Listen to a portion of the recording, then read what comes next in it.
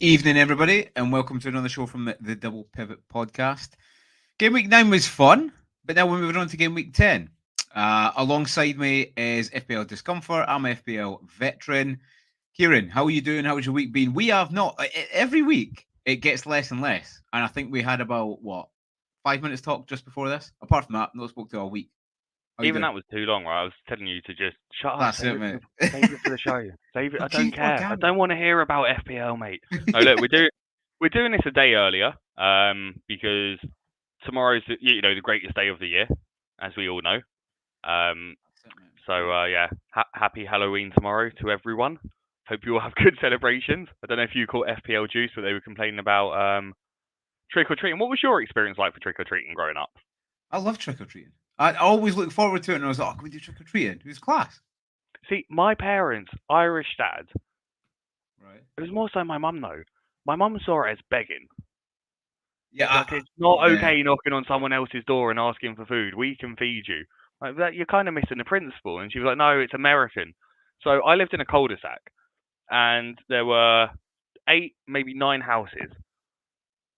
2 of the houses had children similar sort of ages, yeah. so we'd all go and do trick or treating at the same time. My sister was the eldest, so she'd escort us round there. And beforehand, our parents would go round to all the other houses and give them the sweets to give to us, and then check That's our a bags bit. when we came home to see if we got the right sweets. What? Like, what is it? Like, how are you not trust? You're in a cul-de-sac and you think that like the youngs are gonna poison us? Mental. To be fair, what we found out later about them, maybe my parents were onto something. Um, we won't say Shall much we? more about Should we that. not air it on this podcast? No. Probably not. I think one of my friends listens to this and he'll know exactly what I'm talking about as well. So I imagine I'll get a WhatsApp from him whenever he catches up on the pod. But yeah, and then as we got older, my sister was obviously too old to do it. So I was then the eldest, so it was my job. So we get to the house on the corner, and I'd send the kids to go knock on that one, and I'd just sprint to the like rich houses round the corner, and just let's knock on these, let's get some quick like stash quickly. Like parents can't see us here, Yeah, and I'll just be yeah. like, You always the big oh, house. child X Yeah, was taking ages. So that's why we were so long. Or they really like their costume, and they yes, were talking to them. Like not I abandoned them to go and get like the real spoils. So yeah, like I'd look for a house like Nick's, even when I wasn't trick or treat. If I was walking home from school and it was yes, Halloween, yes. and you see like a lovely manor with those pearly gates, etc., you are trick or treating on that, and you're like, I'm dressed up as a student. Give me your sweets now. But then it changes. Like as you get, I don't know what age it gets. Maybe I don't know, 14, 15, and it changes from trick or treating to egging, and then you look for the same kind of houses again next, and then and then you would smash it with eggs. Maybe that's a Scottish thing. I don't know. Did that happen in England? I'm not quite sure. I think that's a Scottish. No, there was egging, but again on the cul-de-sac, and again that was the other thing my parents did. So we'd knock on all these houses, and then our living room was the front room, but we'd shut the curtains and turn the lights off and turn the TV facing the other way. What? So no one Mental, knew you were right? in. Well, obviously people know you're in, right? Yeah. Like you're clearly home, and that's like Yeah. now the house never got egged, but I think that's asking to be egged. Like if I go knock on someone's door and they're just like, "Everyone stay quiet, no one move," I'm like, "I'm egging your house. I'm egging it." I'm coming back next year. Yeah, if the car's in the driveway, I know you're in there. Don't turn the lights off and pull the curtains because you're still getting it. Well, that's it. Like, and like I was saying, now I aim to be out, watch whatever the scariest movie in the cinema is that day. Yeah, Just go and experience that. Yeah, it's a nice day. Anyway, every. look, that we've gone way off topic, and we're I know we're we about have. four Yeah, yeah, minutes in. but we like to get in with the audience before we start. But no, I think you like saying it's been a hectic week for me, hectic week for you, always is. But now we're coming into a little bit of a chill period, which is good. We can concentrate on FPL, which is good because we need it. Because week to week it changes massively, doesn't it? It does. Well, look, shall we have a look at last week to kick it off then? In that case, mate. Um, But Last I week was was an trying to think what interesting I one. did. Yeah. Well, this is the thing. Someone made a comment and said on like one of our posts about the upcoming show and went, "You're gonna have to be careful. You're gonna lose credibility." Shane, you got 3 correct scores last week. Now I Well, don't know, and I've not listened it back. I think I said 2-1 Arsenal, but when I wrote it on my phone, it says 2-W. So I don't know. That could be a one. I don't know. So I've kind of accepted that I might have got that one wrong. If we listen it back, maybe I got a correct score there as well. But no, you got 3 correct scores in that, mate. Obviously, they were the boring scores. Like you, I was looking back at your scores after I saw you got correct scores, and you love a 2-1, don't you? I try. I don't like the same scores. Not even just because I don't think it'd be. I just think, well, the chances of it is Well, fairly low. you But say that. You predicted 1, 2, 3, 4, 5, 6. Is that 6 2-1s out of 10 games? 1, 2, 3. No, 5, isn't it? Oh, 6. 1, 2, 4, 6. Yeah. Do you know what? I didn't even I notice don't that. like predicting the same score, but you predict 2-1 on every single. They were quite close games though, and it did show. It did Well, show. yeah, 2 of them were 2-1. That's it. If I just got all 2-1, then I might get a few every week. But Well, actually, I no. think I've done you a disservice here, or I gave you too much credit. You've only got 2 correct scores looking at this, and we'll kind of go through them rather than just saying it. But I've given you a bold green for a 2-2 draw in Villa Bournemouth, and it Yeah, I was was thinking 2-2. that. I was being generous, mate. I was feeling Yeah. generous. I mean, 1-1. Nah. Same difference. It's What funny. we I need to was do as on. well, we'll post these every week actually, Kieran. So accompanied by the link for the show, we'll post this. So so we can keep us to account. Make sure we're not lying. Nice. I was on Streamception and did, or not on it, but I called in for the predictions. Yeah. And I didn't go with the same predictions I went with here. And actually, I did better because look, you can see I got Did quite you? a few wrong here. But there was some that I wish I'd got right. I wish I was so close to getting right because on Streamception I predicted a 1-1 City game. I predicted 1-1 on that. And that Southampton chance, I went, oh, imagine. I predicted Spurs to draw, and I wanted to predict them to lose because I did that as well. But look, we'll kind of go through them, and we can talk around the games that were kind of interesting. And you could stop me if there's anything you think that's worth talking about. But Leicester v Forest, I didn't watch this one. I was actually surprised. I went to the cinema again on Friday. It's kind of become a bit of a tradition for me. But I came out On Halloween? No, last Friday I did. Oh no, tradition is in like every Friday you just go, or just I've in just been general? going every Friday, to be honest. Rather than going out and having a couple of beers, I've just gone, yeah, tenner, movie, relax. Like Saw a good movie actually called The Substance that I would recommend particularly seeing in the cinema. Last 15 minutes I won't say much about. I've spoken with other people that have seen it. We've got mixed opinions on it, but yeah, definitely a good one. But yeah, I think I came out, saw that Chris Wood had scored twice. Oh yeah. Chris Wood, would you? And I put it on my Twitter. I Looking just at went that as Chris well, Wood. I put the right score the wrong way round there as well. I put 3-1. It was 1-3. But look, we know what happened there. It was a But 3-1 Forest win, just to clarify if someone's just watching us and not listening. yeah, 3-1. yeah. I watched it on Friday night. Actually, that was the first game of the week on Friday night. Watched that with my little boy. Good to see Jimmy Vardy scoring again. Class, absolute throwback. Every time he scores, I love it. I just feel I'm back in like when did they win the league? 2011 or something? Was it? Was that long ago? 20 something like that. So it was good to see that. But yeah, Forest 3-1. I think 3-1 did flatter them a little bit. But every time I looked down, I was like, Chris Wood. Yeah, it was frustrating. But listen, he's on fire. It's good to see again. It's good to see a veteran striker that is, He still just banging needed the them right in. manager, right? Like, Yeah, to use them in the right way. I wouldn't say he's overly dynamic. Nothing against him, but he's not like a Havertz who can put himself in different positions and push himself about. But no, listen, nevertheless, he's playing really, really well. And I did expect a little bit more from Leicester at home. I know Forest have been playing well, but again, if you watch it, 3-1 it was a little bit flattering. It was a little bit closer. Leicester had quite a lot of chances. I mean, I've got Buonanotte. If anyone had him, he was a bit frustrating because he was basically getting like the through ball for the assist for the goal type sketch. But he was involved a lot, and his time will come. But Wood's time is just now, and phenomenal. Absolutely smashed him in. Everyone was going on about the assist, weren't they? The assist from the keeper to Wood. Do you think that was they an were. assist?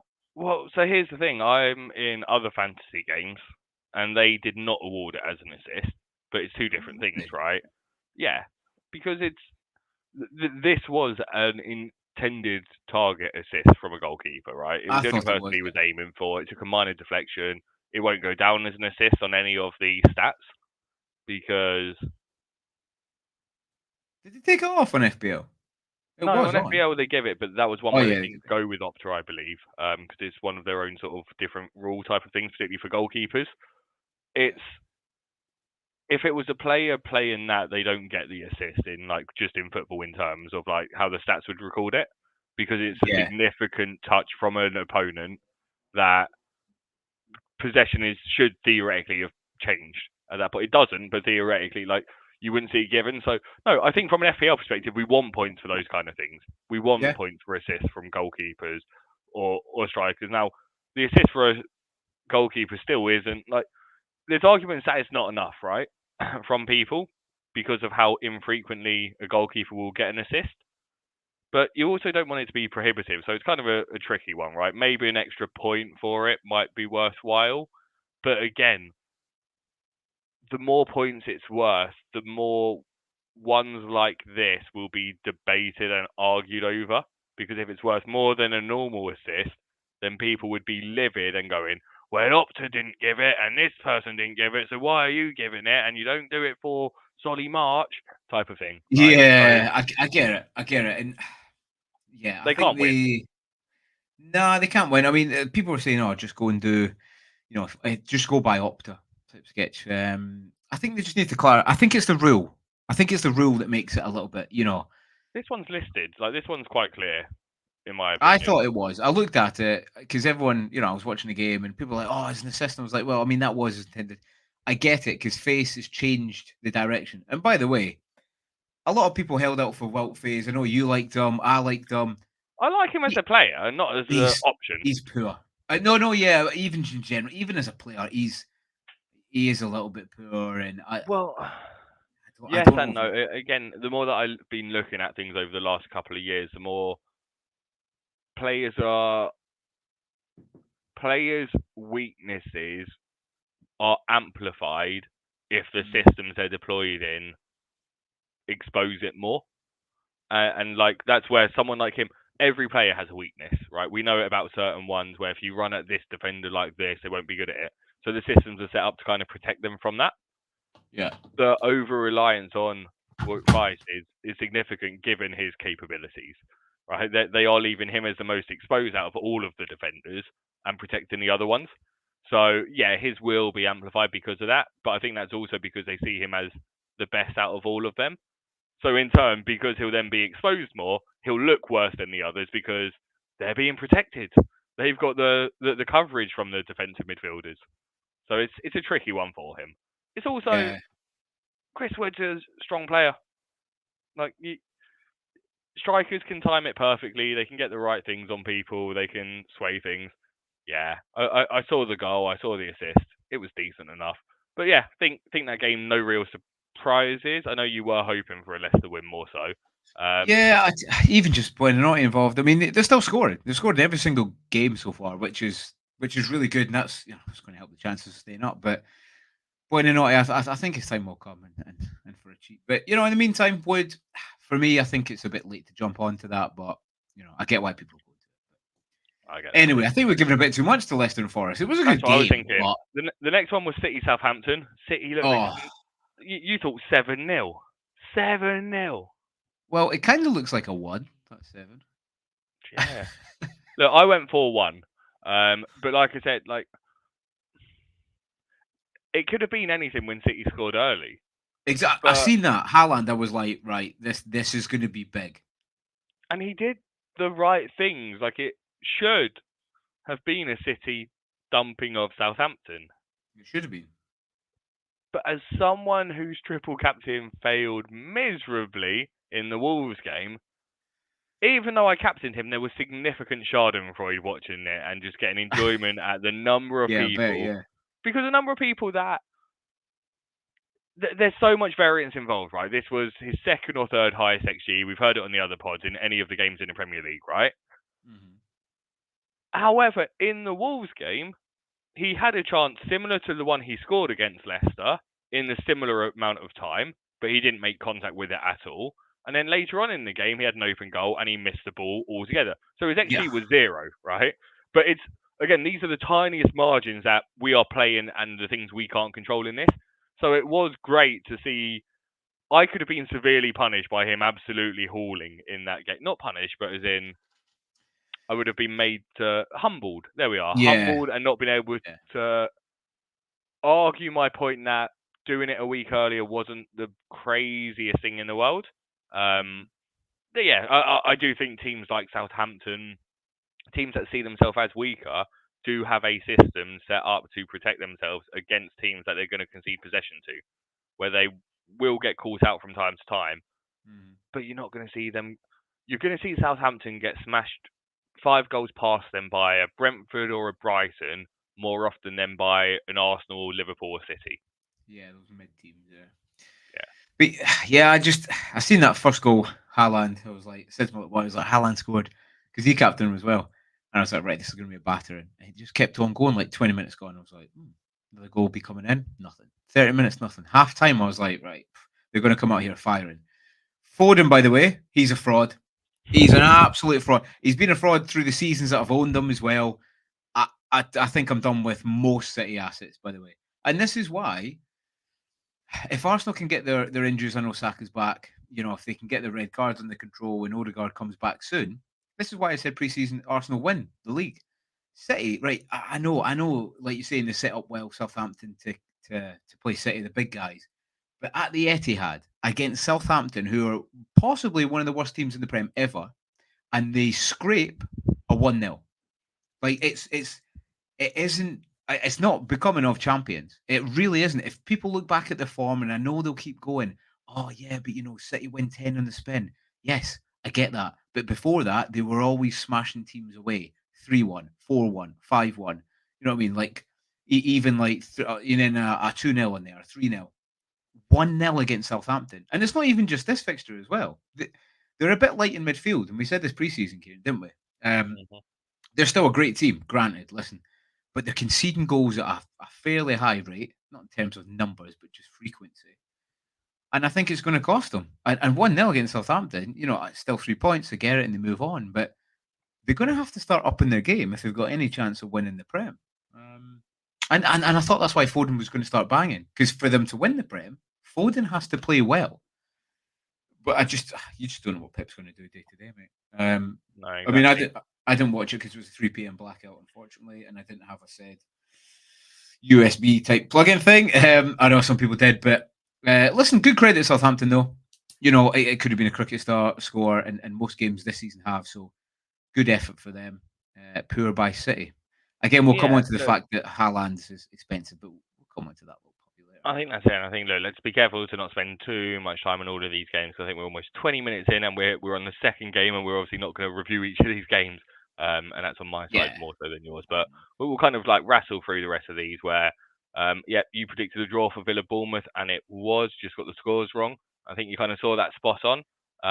You still have Evan Nilsson, don't you? Yeah, in fact, yeah, I forgot about that little puppy. Came on. I was like, oh, he didn't start, did he? He came on. Semenyo played all right. I, I, and he came on and scored a goal, and he got 3 bonus points, which I was very surprised about at the end of the week. So Nice. he's still useful there. So that's good. But yeah, I think our draw was a fair result, mate. Perfect. Brighton Wolves. Well, look, Brighton threw away their 2-0 lead completely. Made no Tell you, sense at all. just to quickly go back in the Villa. Rogers came off at 59 minutes, by the way. So if anyone's got him, just beware that they will come at some But point. I thought he was a 90-minute man. Well, I love that's it it, when mate. I 90-minute love men that, come off on the Kieran. I 59th. love that because Love people are it. like, they were lucky that he's cheap enough. But I'm just he's still a good asset. Have him, but just be wary he'll get benched. But yeah, onto the Brighton Wolves game, mate. Did you watch this one? Did you? I just saw the highlights and yeah, look, naivety from Brighton, poor Mm. overcommitting attack with the wrong pass, and then no one getting back and just giving Cunha space to shoot. Strand Larson not that involved compared to Cunha. I think when the two of them are playing, quite clearly Cunha's going to be the one that is relied on more and expected to be doing more with the ball. Yeah. But yeah, I think we both got that wrong. You thought Wolves would win it. I don't like Yeah. Wolves. So But they yeah, have improved. Remember, I should have stuck by my guns, but listen, well changed. But the other week against City, I was like, they'll start playing well, and I think they have because we said last week, mate, they have to improve. In these three games, they've got, I think they got Palace and Leicester, I believe, or at least two easy ones, maybe Southampton. So they have to pick up points, and a fair play to them. They're down 2-0, and they came back with what 3 minutes to go. Poor by Brighton. Poor by Brighton. He's getting a yeah. bit Spursy, isn't he? Like I get he plays his way, I get that, and I love it. I love watching it. But just now and again, just 5 minutes to go, just bring it down. Well, no, but against Spurs he didn't do that. He kind of shut up shop. I think it was just the players did what he never would have asked them to do in that game. I think it was a flash in the pan moment where the players got overexcited when they won the ball up so high. And the press was too high. They got overexcited, and the wrong pass was made, and they were massively punished. I don't think we'll see them making that mistake because No, that's and not what Hurts are like. when you play a football game anyway, you know the time. You're asking the ref for the time. 85 minutes, you're 2-0 up, you're like, game's done. Do you know what I mean? So again, like you're saying, a bit of You can't turn naivety. down a 4-1. That's it. Like when they've won it that high up, it just Yeah. became one of those where like, oh, what do we do? Oh, quickly pass it into the middle. That was too quick, type of aspect. But But, coming off of that and into yeah. because you just went, oh, it was 2-2 draw from like Wolves' perspective and Gary O'Neill. But we're moving on to the Brentford Ipswich game to a manager who, the more I learned, I didn't like Thomas Frank, and then I heard something about him that I've been saying to my friends for years, and I think I've mentioned it to you as well. Draws are the most pointless thing in football. If you are drawing a game, you should always risk the point to gain 2 extra ones because you only have to convert that draw into a win 1 in 3 times to break even. More often than not, if you go for that win in a draw, you'll probably win 2 out of those 3. Or you'll win one, you'll draw one, you lose one. That's still more points than just settling for a draw. And one manager who massively believes in that philosophy is Thomas Frank. And hearing that and just someone being an advocate for something I've been saying for ages, and it's similar. I've had this conversation with friends and we've seen emergence from an American football side of things. Go for it on fourth down. You should always, not always, but you should go for it on fourth down in American football way more than most coaches do. Yes, it's a risk, but the reward is worth so much more from what that risk you're losing. 10-yard field position, this case, 1 point. 1 point means nothing. You look at a table at the end of the season, the team that wins it is more often than not the team with the least draws, not the least losses. So, That's a good point, yeah. actually. That's a good point. So, yeah, I like Thomas Frank. I like Brentford. I bought in Visser to partner up and Boomo. I seen that, yeah. Lovely that he got that second goal. Lovely of them to award it to him. Obviously, would have been nicer if they'd done that a couple of days earlier, or it shouldn't have really been a discussion, arguably, because it is going in. Yeah, it was going in, yeah. Yeah, it was. It is what it is, but a good game, good show. right? We're seeing Yeah, the it was Ipswich class. we think we're going to start to see, or we were saying at the start of the season, they'll attack teams. They might not win, but they'll get goals. Yeah, they do. I just think. Yeah, listen, that was a great move bringing in Whistle. We were talking about him. He's class, just back from injury. I don't think he was a risk to. I know he played 30 minutes before, and people are like, "Well, he start." Listen, he starts. He's usually fit. He's never really injured, and yeah, he started. But yeah, I wish I'd maybe taken my early move and brought him in as well. But yeah, he's class. And those two together, I know they didn't have a goal. It was like Wissa score from Embuemo assist, but just those two even being on the park, usually it is that Embuemo goal from Wissa assist all the way around. So yeah, those two, they're really good to watch, especially at home. And actually, to Brentford fans, listen, I'm quite surprised the manager's still there after another certain manager departed this week, which we will get on to. But yeah, we were kind of right. I mean, we both said 4, so quite free scoring. You were really close, 4-2, and obviously it finished 4-3. But no, it was a good game. And Brentford at home, they're worth the money. It's just away from home that you need to pick up a few more points. Cool. From a good game to a not so good game, Everton Fulham was a 1-1 draw. McNeil had a header that he just hit straight at the goalkeeper. Other than that, it was a pretty boring game, wasn't it?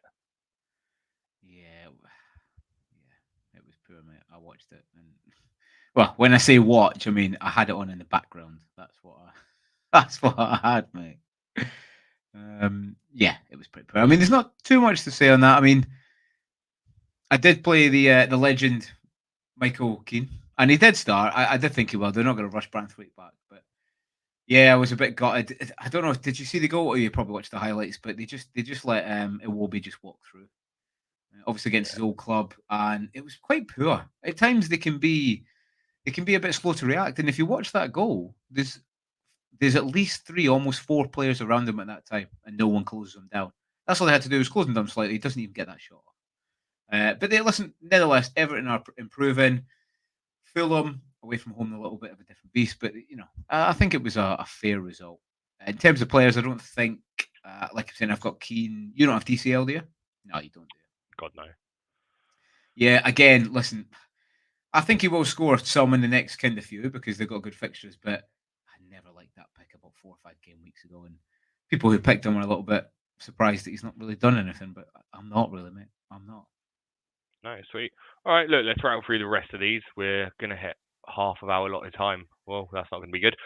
West Ham, Man U, never a penalty, but brilliant when it's another Oh, team seen another team get that. No, that should never be a penalty. VAR should not be intervening for stuff like that. In the yeah, same it way, wasn't. we'll kind of address the Arsenal one here. Refs got to let that continue, right? What, when the West Ham one? Well, no. So the West Ham one, they can't overrule the ref there, can they? You just can't. Nah. There's Nah. not enough contact there. That's not clear enough. The threshold was meant to be raised for overruling a referee, and this clearly was not a high enough threshold. Yeah. But yeah, look, nothing really else to say about that game, to be honest, mate. Chelsea, Although yeah, we go do for it. have to talk about a certain thing that happened 2 days ago after that game. I don't And think that's and what I'm to going to do with it. find, Do you? I think he was gone either way. I think the timing of all of this, we've got to take into account. It's going to take 1 to 3 weeks for Amarim to get a visa to work in the UK. So things have been going on for a while. It feels as if this just made I it. don't Yeah, think I let's don't do think it it right has. I now. think I think it's panicked. But do you remember? I always remember pre-season, and we had this conversation. I was like, one of my predictions, one of them was Arsenal win the league, and the other one was Ten Hag to go within, and I can't remember. I have to look it back. It was either 15 or 10 games. Either way, he went in 9. So, and I think even you said at the start, Kieran, you were like, "Nah, he won't be away. Well, no, Nah, he it's won't just be away." it because it is stupid from them to let him buy players, and he is 100%. he's one of their most successful managers post Ferguson in terms of win percentage and trophies won. Yeah. No, no, I get that. So it's insanity to do it at this stage of the season, in between international breaks as well, just complicates things because of the fact that like we aren't in the EU, so it will take a couple of weeks to get a visa for any foreign European manager. And if you do that Yeah. during the international break, you kind of offset that. I mean, they're still, listen, they are, well, I know there's a lot of United fans, right? But they are the joke club of the league. They are. They stuck by him. They could have sacked him off the after the cup that he won. That would have been, thank you very much, and then they move on to pastures new. But to keep him, let him buy more players. Then, I mean, don't get me wrong, it was a close game, and they stuck by him for a while. So then to do, I know it was West Ham and they're not played the best, but it wasn't like a 3-0 drubbing or something like that. That was more visual. Yeah, I just don't True. understand what that club are doing. But yeah, I'm quite smug this week about it, Kieran, because he was going to go at some stage, sooner rather than later for me. But no, we'll have to see, and it might be maybe. Listen, I've been looking at a few of their assets already. I know a lot of other people, and it might be a good idea to bring them in. No, Garnacho exactly. played well the other day. Garnacho still played well. I don't know if you've seen the highlights, but Well, he his played role decent. won't be the same anymore. No, if they play a five at the back, we'll do a special on that, Kieran. I'll tell you Five at what, the back. we'll do a It's little not. special on It's that, won't not we? a five at the back. People need to stop using the wrong formations for Amarim. Does my head in. We'll maybe do a wee special on that, what we think. But yeah, moving on. Three at the back. What other game would you like to Anyway, talk? yeah. So Chelsea Newcastle, you got the correct score there on that one, mate. 2-1. Palmer could have had a haul. Could have had a Unstoppable, haul. mate. Um, Offside goal as well, didn't it? It was crazy so close. pass. Penalty that was overruled. Interestingly, Yes, it was. Yeah, for a similar amount of contact that was overruled the other way. So yeah, yeah. let's just interfere. Let's just say that we're not going to interfere, and then set the bar as, we still don't know what this one is, so we're going to change the opinion both times. Yeah. If that's not the definition of something not being clear and obvious, then I Yeah. don't know what is. I don't know what is it. Palace Spurs. Palace won. You saw Well, that coming. I did say well. that there's Oh, I did nothing do more, Palace. Yes. and we were saying, and actually on that note, don't know if you've seen this, but yeah, I was saying there's nothing more like finding your way into form than playing an Ange Postecoglou side. And Eze did get his assist, got his assist. He did, mate. He He's did. come And he off had a injured goal. today. He's come He off had a injured goal today. ruled off. Oh, is he? Yep. Yeah, he did have So and we said that. I think we were like, I bet you he gets something against Spurs. And just this inability of Spurs to keep a clean sheet. And I know he's like, we're not going to change. I get that. But I did say, well, I did think, I thought it would be at least a draw. And then, I did go for it. I'm surprised that Spurs didn't score, but it wasn't a big surprise to me that they lost, really. And I know what you mean. same with Solanke as well. I'm kind of glad I didn't go there because he's doing like a Kane roll. He's dropping deep, and his heat map shows anywhere bar the penalty area. So yeah, I'm glad I dodged that bullet. But they're a bit chalk and cheese, aren't they? The Spurs. One week they'll batter a team 5-4 another team. The other week you get beat by Palace 1-0. But I think that's maybe jading our view. I still think Palace are poor, and I think when we're talking the matchups next week, I think they get pumping. Perfect. That's the Well, look, let's just get through this final one because our 5-minute section's now become 35 minutes. So Arsenal Liverpool was a 2-2 draw. Yeah, fair result in that. Arsenal dominated the first half and didn't make the most of their good superiority. game. Should have been a couple of goals ahead to then deal with injuries or bad luck, and they didn't. Referee, I didn't have any major issues with him. I do think he made a mistake by blowing the whistle for the non-foul at the end, which, Yeah. clearly you've got to let that continue, and he doesn't help himself by thinking about it and not blowing the whistle till Havertz is now through on goal, because at that point you now have to let it play out. You've given yourself enough time to think that you need to see what happens here. Yeah. I've heard arguments about it hitting Havertz's hand. Yep, but that wouldn't have been overruled because he's not the one who scored the goal. It's only if it's the goal scorer who accidentally handles it that you could disallow it. So, yeah, look, it's one of those. I actually don't mind it not being awarded, to be honest with you, because I think there's a few dubious calls. I think it's horrendous that players get penalised for one player not attempting to jump for the ball and backing into someone else, because that's more dangerous, and it should be penalised the other way round, not on the player who does jump and make contact with the ball. But there's enough dubious things there that, like, I get that the ref probably would have blown up for one of them. Maybe the handball, maybe the Havertz hand towards a player's face, whatever. So no real issues with it. I think the scoreline's fair. Yeah. All right. Yeah, that's good for me. Well, look, your team, Shane. Let's quickly rattle through it. 51 points. Did Fabianski? Well, why didn't you get Fabianski points subbing in for you, mate? Yeah, I know. Yeah, Ryan didn't play, did he? Listen, it wasn't too bad actually. Then Buemo done a bit. Evan Nielsen with his 3 bonus as well. It's like, right, that's not too bad. The fraud in the middle, Foden, absolute. Yeah, I didn't go into his detail, Sorry, but you're calling him a fraud, but he's your second highest scoring midfielder. what this week? Yeah, fairly. Yeah, this week. Yeah. Yeah, no, he was, but yeah, I expect a lot more. I expect In even. fact, he got triple the points of Trent Alexander-Arnold. Your double Liverpool defence is serving you well, so that's always good to see. Yeah, I mean that. We didn't really go into it there, but yeah, Liverpool were. Yeah, Robertson got ripped apart. He might not even start next week. A lot of the fans are at him, but he's lost a step. But Rye as well got a yellow card, so that was good while I was watching the game. And it wasn't bad. I was doing quite well going into that game. I had those 3 assets, and I was like, oh, one of them should get a clean sheet. Nah, yellow cards. Not both two goals on each side. It's almost like you wish you had an attacker you could have played instead for that game, right? Yeah. I would have probably chose like a Salah, and then if not like a Saka. Which he was good on the middle, but he wasn't even the first sub either. Do you own Saka?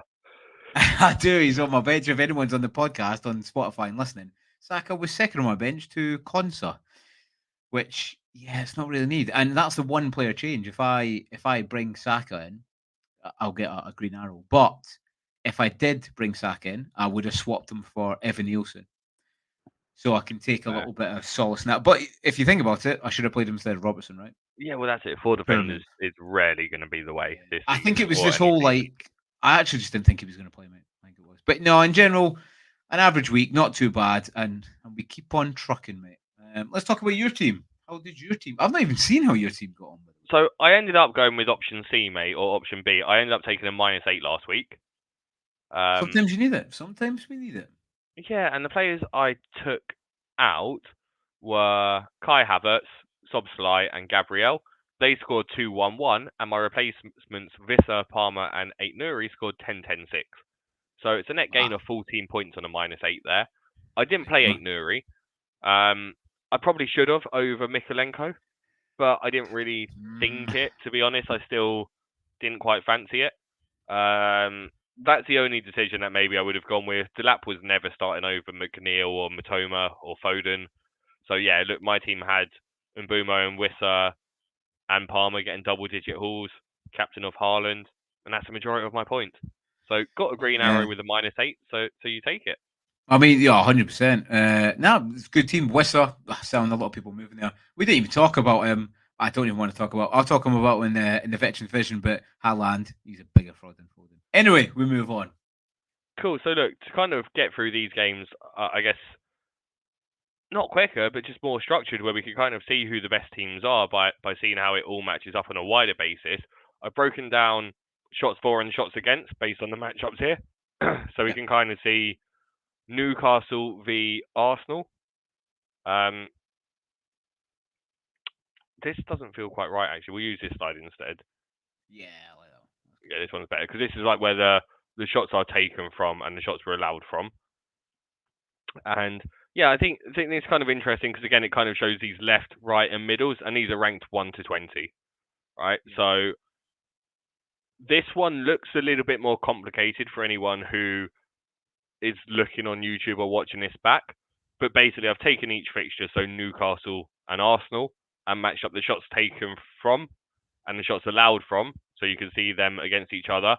And then I've done it the other way around. So following that would be then Arsenal against Newcastle. So the shots allowed from are always on the right hand side and shots taken from on the left. So again, we can kind of see that 1 to 20 order in there and look to jump out at some of those. And I think Yeah. that's kind of the thing that I look to do, where I go, where are the shots allowed from? And let's try and find those big numbers and see who they're up against. And Leicester jump out as a team that allow a lot of shots, right? They've allowed 20 from the left, 20th from the middle. So they're the team that give up the most amount of shots from the left and the middle. The problem, they're playing Ipswich, who are 17th and 19th for taking shots from those positions. Yeah.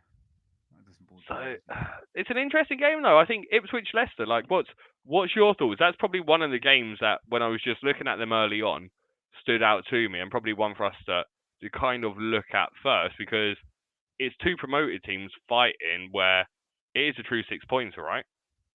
Oh, it is. I know people are like, oh, he's no 6 pointers, blah blah blah, but it is. It is a huge game. It's interesting. I've just realised that these colours, for whatever reason, the background's changed colour, and it's now meant that we can't see the stats here for Ipswich. So we actually won't spend too much time on this one, actually looking at it, because unfortunately those have disappeared. I can see them on my screen, however. So to kind of say, Ipswich have scored 4 goals from open play, 3 on the counter attack, and 2 set piece goals, and they have conceded 16 goals from open play, 1 from set pieces. So it's an open game, right? Definitely an open game between two teams. Anyway, Favouring the yeah. home team, or are you favouring the away team? I'd see before these run of 2-3 games. I probably would have fancied Ipswich, but now I don't know. Even though Leicester got beat at the weekend by Forest, who they're playing well, by the way. Ipswich, they're still scoring goals, but it's just a bit fragile. I think Leicester win. I do. I mean, we'll come on to predictions, but yeah, I just think Well, we Ipswich. might as well do the predictions as we're on this team now, right? Yeah, let's go. Think I'm gonna go 2-1. No, I stand at 2-1. I will. Do you know what? I'll go 3-1 Leicester. Uh, 3-1 Leicester. yeah, I think it'll start well. I think Ipswich will actually probably go ahead, but I think they'll just get pegged back and then start a little bit of a downfall, mate. What about yourself? What do you think? Ipswich Leicester. Yeah, I think similar really. I think like if we go back to it, there's nothing. It does feel like the perfect matchup to be playing Leicester just in general, and Yeah. maybe that right hand side for Ipswich is something that's in their favour. Um, it's a tough one. What surprised me is Ipswich don't actually allow that many shots. They seem to be quite good at protecting themselves on Yeah. that. But Yeah, I was yeah, quite. look, I still think on these kind of a game, Leicester are going to fancy it. I'll go with a score draw. I think I'll go with a 2-2 for that game. So yeah, I can quite see it. There'll be goals. There will be goals. It will indeed. Yeah. Is anyone that's jumping out at you? Well, I guess so. As someone, as the person who put it together, I can kind of see these things more so, but more interested to see as it's your first time looking at it. Like, is there anything here that you look at and go, didn't expect that? I think the There's one thing that Liverpool really surprises me here about one of the teams. Well, a team without a manager. a team without a manager. I wonder who that is. Yeah, I mean, just looking through, I thought Liverpool, Brighton would be a lot of goals, but looking at this, I don't know. The stats don't say that, do they? Liverpool, Brighton. Does that say that both those teams are good at stopping people from having Yeah. shots against them? I think actually, look, if we jump into that game in a bit more detail, I'm just going to check that the colours work on that one before I jump to it. Yeah, they do. Cool. So, oh, too far. So look, both of the teams do score goals, but Liverpool's defence is really good. Yeah. Brighton's defence isn't as good, clearly. In fact, it's double as bad in terms of the number conceded. But again, it keeps coming back to like this Liverpool expected goals conceded is high, or 9.55 now. They've only conceded 5. But actually, last week, they were sitting around like 8 point something and they conceded 3. So in one game without Alisson, yes, it was against Arsenal, but in one game without Alisson, their Yeah. goals conceded is getting closer to their expected goals conceded. And we know Alisson's good. We know that he makes a difference. He does. But I think it was just down to the defending. That first goal, Saka scored. Robertson just, I don't even know what he did. It was just poor. So like it was good finishing stuff, but Robertson was definitely a fault there. And yeah, they are different. They are different without him. There's no question about it. That's what you pay the money for a fantastic goalkeeper like that. So I mean, he's out for quite a while, isn't he? Long term I think or until medium after term. the international break, so probably early November he'll be back, or mid-November. So yeah, at least another few games. So that number's probably going to rise for Liverpool, and the defense won't be as good. But yeah, What's Brighton. interesting is looking at the goals that Liverpool have conceded, one at set pieces. So that Arsenal one was the first set piece goal Liverpool have conceded this season. Was it? And it's That's a good against a team start that to know. you'd expect if any team was going to score a set piece Yeah. goal against them, it'll be Arsenal. So I wouldn't really be expecting that to be repeated. Brighton do have Dunk injured. They also have Ferdi Kadioglu has gone off at half time injured today. Loads of people getting injured today. Yep, Ezra's gone off injured for Palace, Van which de we'll Ven's talk gone off about more. injured. Van der Ven off injured. Martinelli was holding his leg earlier. I think in this one, you could kind of maybe see a Liverpool penalty here, right? With Brighton giving away a couple, I, Liverpool scoring a I couple. thought exactly the same, mate. That's a great shout. And where can we expect the shots to come from? Nothing really jumps out here. What No. does jump out is that Liverpool have the same amount of shots from their left as they do their right. So Salah or Diaz are taking the same amount of shots. Brighton more are coming in from Matoma than from. Well, I think that's because they've been without Minter for a couple of games. So those numbers are Yeah. going to start because early season it was the other way around. So yeah, I don't know. On this game, I think it's a comfortable Liverpool win, to be honest. I think Brighton try to put up a bit of a fight, but Yeah. Liverpool go on to win it comfortably. So I'll go with the 3-1 Liverpool for this one. Oh, I was actually thinking the same. You can copy me, mate. Yeah, that's it. Yeah. Do they score? I think they do. I think the defense is kind of just gone down a little bit. And, yeah, I'll go same score because that was in my head. I'll go 3-1. We're both same on that. And by the way, if anyone needs to check who they think is going to score, Salah's got a fantastic record against Brighton. Fantastic. In the last 5, he scored 3 and assisted 2. one was a penalty as well. So yeah, if there's anyone you're looking at getting in this weekend, it will probably be against a fairly attacking Brighton. So here's the game that I want to talk about, because this is when I was putting together all of the shots, I was trying to work out what the average number of shots taken from each area was. And the slides that I've got, that I say in the middle, etc., and where for every single team, unsurprisingly, the most common place that each team takes shots from is the middle. And the team that take the least amount of shots from the middle of the pitch are still above any other team taking the shot from either side. Right? So if we remove the middle or the center from it, I wanted to know which position, left or right, and which team takes the most amount of shots. Without knowing anything, Shane. If you just looked at the stats. Yep. Now, one team in one area of the pitch have taken 35 shots through 9 games. Which team would you guess it is, and what side of the pitch would you say they're shooting from? I'm trying to look for 35 on the on the table. No, these are ranked 1 to 20, mate. So these are whether they're the best or the worst. Okay, this is where they rank against each team in that position. So from what side did you say? Well, either. Not the middle, though. So we're removing the middle. Okay, and it's either left or right, and it's a side that 35 shots down one side. It's a toughie. I like this. I'm going to go for... I was going to go for Newcastle, but I don't even think they've had that amount of shots. I'll give you a clue because you're looking at this graph in front. Make sure whichever team you say has a 1 next to them in green on the left-hand side. Yeah. Well, I don't know. You said you were going to say Newcastle, and they've had the 9th most amount of shots from the left and the 15th. Oh, it wasn't. Okay, I wasn't looking before that. Oh, it's a team that that I'm not very fond for. Man United, is it? On their left, Man United have taken 35 shots. That's followed by Tottenham's right taking 34, West Ham's right taking 31, and that's it in the 30s. West Ham. So what?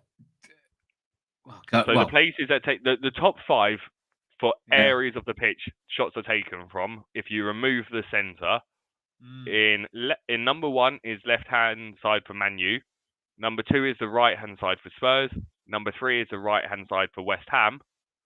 So if we go through it, we're going Garnacho, Brennan Johnson, Jared Bowen. Yeah. Right-hand side for Chelsea, Madueke or Palmer sometimes. Left-hand side for City. That surprised me. Yeah, left-hand side. Yep. And then the right-hand side for Arsenal, one behind that. Then the left-hand side for Forest, and then the left and the right for Bournemouth before Man U's right rounds out the top 10. Yeah, looking at it that way, especially it's interesting to look at. And the ideal game we're looking for is Man United take 35 shots from the left. Brentford concede 37 shots from the left. So when that game happens, Garnacho captain maybe? It's the same, like Spurs versus Leicester. They rank second for the shots on either side. So again, that's what I found quite interesting looking at this. And I think on that basis, Shane, the next game I want to jump to is actually the City-Bournemouth one. Because if you look at these numbers on here, City, unsurprisingly, are second and first for taking shots from the left and the middle. Unfortunately for them, Bournemouth are pretty good at defending shots from the left. They're the third best team. They let the third least amount of shots from the left. Yeah. On the right, they're really bad. 15. So you're like, City can have some joy from the right-hand side. However, City rank 13th for taking shots from the right-hand side. That's Bournemouth's right-hand side, isn't it? Yeah. No, so that'll be City right-hand side. City's right-hand side. So that'll be their left-hand side. Yeah. So I've flipped those numbers around so that they do combine on it. Yeah, got you. So yeah, when you're looking at the left, you're looking at the left for the defence as well. So they will be the right-hand side of the defence just to make it easier. Yeah. So yeah, the numbers don't match up. We want them to, but they don't. It's the other way around. We want, and it makes sense again when you think about who the teams are and where they set up. And Bournemouth's defence does favour defending one side over the other. Yeah. But looking at the game, is that Bournemouth? It's City tough, mate. concede goals. Listen, it's tough down there. It's tough. Big teams. I didn't even know how big a stadium that is. Well, I'll have a wee check, but it's small, isn't it? We're talking like 18,000 or 20,000. It's pretty small. It's in fact, is that right? No, capacity 11,000. No, Is it? surely. No, I mean I Surely just you looked need to here. have more than that in the Prem. Yeah, you must do. But anyway, I think it's in the teens, which is quite small. Well, it's probably like a normal big stadium in Scotland. But yeah, big teams don't like going down there, and a lot of people are like, oh, I think there was a few people saying, oh, Bournemouth might be a better suited to them and stuff like that. City aren't rolling; they're not smashing it, and I don't think they're going to smash it the weekend. Do you think those stats have changed your mind? Like mainly on the right hand side, do you think who's going to start there? Savino, sorry. To be honest with you, I actually think this is a great game for Haaland. I think it's a fantastic game for him because I think there will be so much space that is allowed by Bournemouth. I think they are the type of team that City will enjoy because Bournemouth deploy a high press and City have the ability to play through a high press. And one of the ways of playing through that high press is a very direct ball towards Haaland. Yeah. And him up against a high press with that gap in between the lines or running at the last defender, we know what he's capable of. I don't think he's going to be limited to, sitting in the box and waiting for someone to pass him the ball. I think this is going to be a game where he gets to actually stretch his legs. So I actually think this is a really good game for City. Look, I'll predict first again. I'm happy to, and I'll go. I think this is a 4-1 City. Yeah, I mean, I've just been looking back at some older games that they've had, like matchups. Their last game at Bournemouth was at home. City only won 1-0. The game before that, 4-1, and the game before that again 3-1 at Bournemouth. Again, it's different. That's a while ago. The different teams. I just think City, they're not motoring. They're not clicking. Bournemouth are playing really well. Do I still see a City win? That's the thing. I mean, you'd be a hard betting man against someone who didn't, but I'm going to do it. I'm going to do it. I'm going 1-1. I'm doing it. 1-1 City.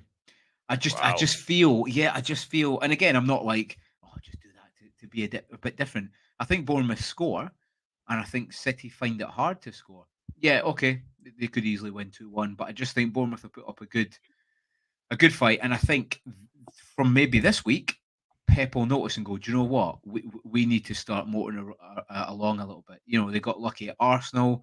They got a little bit lucky at home against Southampton. And I think this is a tough game. That if they're not at the top of if Haaland's not putting away those chances, which he could easily, from one week to the other, they will, they'll draw. And I'm going to go for it. 1-1. 1-1, my friend. Fair enough. Cool. Well, look, we'll jump back to the top here, and we'll go with the Arsenal Bournemouth one. And again, it's one Love of this those stat, by the way. where Love this stat. when we look at Newcastle again here, just on this chart for the shots allowed from, bang, lovely number, 19th. They are the second worst team for shots coming from the left. Arsenal, shots taken from, they're the second worst team for taking shots from the left. So we wanted the dream matchup. We don't have it, but I do think that's an interesting one because Arsenal are the kind of team that actually have a player in Martinelli that is capable and starting to show the form that can take advantage from the amount of shots that Newcastle allow on that side compared to other teams. So I do think it's a better opportunity than potentially people realise. Yeah, and Martinelli's he's always a little bit under the radar. I mean, did he come off tonight as well? I mean, listen, he's still got time to recover and stuff, but yeah, he's still on the pitch because he's just missed a shot.